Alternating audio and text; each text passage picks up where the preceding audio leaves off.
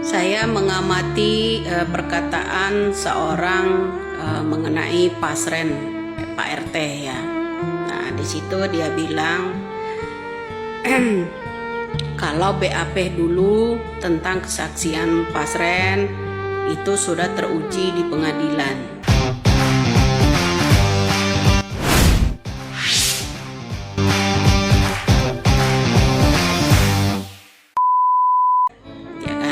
Kemudian dia bilang bahwa Pak Pasren saat ini itu diintimidasi. Yang saya pertanyakan tentang BAP-nya, katanya sudah teruji di pengadilan, ya kan? Tidak perlu membuka kembali yang namanya BAP awal dulu, karena sudah diuji di pengadilan, bahkan dikasih gerasi, ya kan? Nah, yang intimidasi itu yang mana? Tolong ditunjukkan. Itu salah satu. Kedua, ya, kalau dibilang BAP awal itu sudah teruji, ya sudah teruji di pengadilan. Pengadilannya pengadilan mana? Ketiga, kalau memang udah diuji, saksi udah memberikan, kenapa salah tangkap? Yang orang tidak bersalah dipenjarakan. Itu kan yang saya pengen itu. Kenapa? Ayolah ya, tidak perlu membela orang-orang yang menyembunyikan dalam kasus Pina ini karena melibatkan orang-orang pejabat. Jadi percuma juga ya bawa yang namanya tim Polda kalau masih aja berbohong. Indonesia ini butuh kejujuran loh. Ya, Indonesia ini butuh kejujuran. Apa salahnya? Ya kan, bilang lagi saya menentang keras ya tentang yang namanya intimidasi yang namanya Pak Pasren, ya menentang keras. Kemudian juga bilang awas ini jangan dipolitikkan. Ini bukan politik, ini soal HAM, hak asasi seorang manusia, putri remaja yang meninggal yang pelaku aslinya belum tertangkap. Jadi wajar bilang kalau bilang netizen katanya menyerang Pak Pasren. Di mana serangan Pak Pasren? Ya, sejauh ini saya memperhatikan belum ada orang yang mengintimidasi yang namanya Pak Pasren. Sejauh ini saya juga belum pernah lihat itu ya orang-orang netizen ini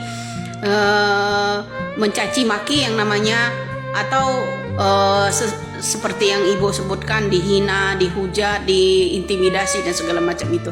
Belum ada, Bu. Cuman Indonesia ini yang saya tahu ya orang-orang itu bicara, Indonesia ini butuh kejujuran, itu aja.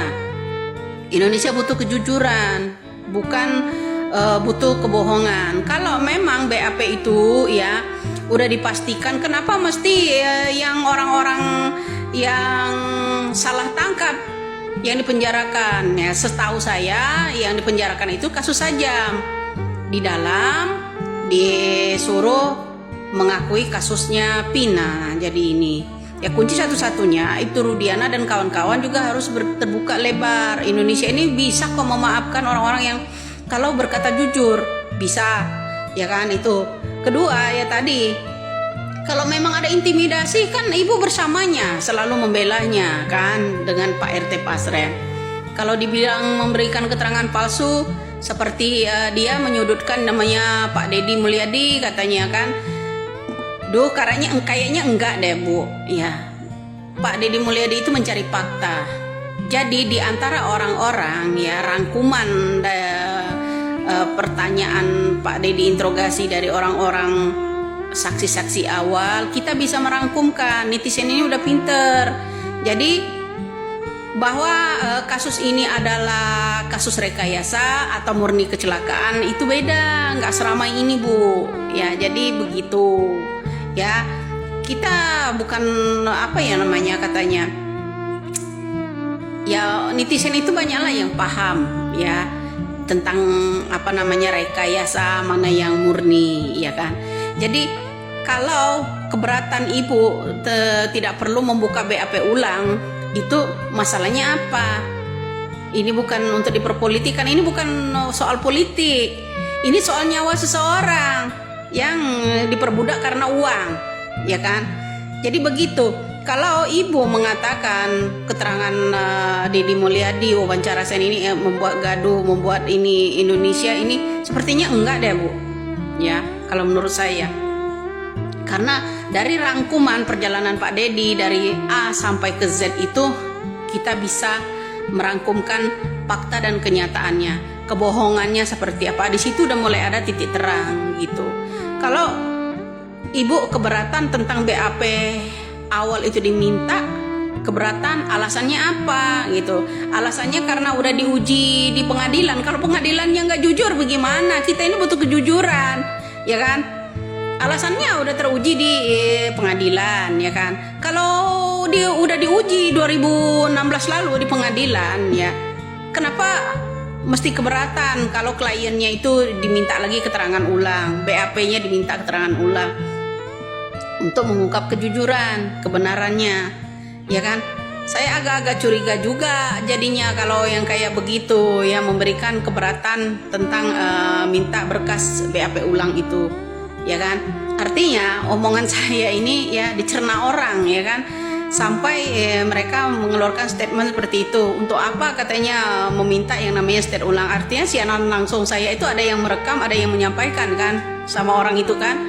Karena singkat dan simpel kata saya kan, kalau memang presiden kita itu taringnya panjang ya untuk keadilan, karena kasus Vina ini udah di dalam kepemimpinan yang namanya Bapak Jokowi, ya kan. Kalau seandainya Bapak Jokowi itu taringnya panjang, ungkap ini kebenaran ini, ya gampang kan Bu, diminta ulang BAP-nya, BAP lama, saksi-saksinya.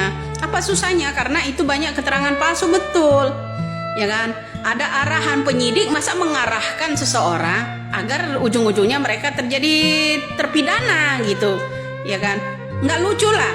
Banyak orang yang menggiring opini pakar-pakar hukum termasuk pengacara, ya kan, membelokkan ini asal cepat selesai gitu kan. Bukan masalah asal cepat selesainya Bu, kita butuh keadilan. Punya perikemanusiaan dan keadilan nggak sih nurani kalian itu? Sebagai penegak hukum, sebagai katanya mendampingi klien-kliennya, ya kan, terutama ya itu banyak sekali orang yang baru menongol jadi pengacara, berlagak lebih hebat. Apa kehebatannya?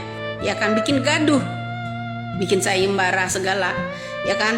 Nah jadi seperti itu. Kalau keberatan ibu dengan ada sindiran kita di media sosial, minta BAP ulang, berkas BAP ulang, ya minta dulu usut yang namanya pejabat pada 2016 lalu itu di Polda Jabar itu siapa, itu Rudiana bersama siapa kala itu, di sekelilingnya juga itu Kapolrinya siapa. Apa salah saya sebut-sebut itu, ya kan?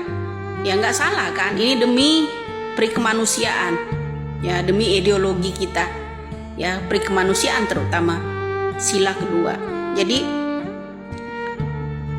tanda tanya saya kalau ada orang melindungi kliennya, diungkap kembali, BAP itu diminta kembali, kemudian BAP itu udah diuji tapi nyatanya toh nggak selesai, tapi nyatanya orang rakyat kecil yang dipenjarakan, tapi saksi yang sebenarnya berbohong gitu. Jadi jangan melindungi kejahatan menurut saya sih. Ya kalau kita di ini ya, Indonesia ini bukan masalah politik saat ini, butuh kejujuran. Disitulah kalau mau ya kejujuran itu dibuka, siapa saja dan siapa saja yang terlibat, agar Indonesia ini bisa melek, bisa menentukan calon pilihannya pula ya, kalau memang itu dibawa ke ranah politik, ya kan, agar tidak salah pilih. Ya kalau orang-orang pelanggar hukum segala macam ini dipilih, ini bahaya. Dari tangan kepolisian oknum aja udah berbahayanya seperti ini, 6 tahun berlarut didiamkan. Kalau Indonesia rakyatnya seperti kita ini nggak boleh kritik, apa jadinya? Diam begitu aja, nunggu geger dulu baru diproses, nunggu geger dulu baru diproses. Ini seharusnya presiden juga ya melek, nunggu geger dulu baru diproses, geger dulu baru ini. Udah kecaman orang banyak baru angkat bicara. Lamban sekali menangani hukum, kemudian rakyat kecil yang ditumbalkan. Itu kita ini cari Dedi itu cari fakta agar bisa merangkumkan dari yang namanya pembicaraan orang-orang itu bisa dirangkumkan. Banyak dramanya jadinya seperti itu, Bu, ya.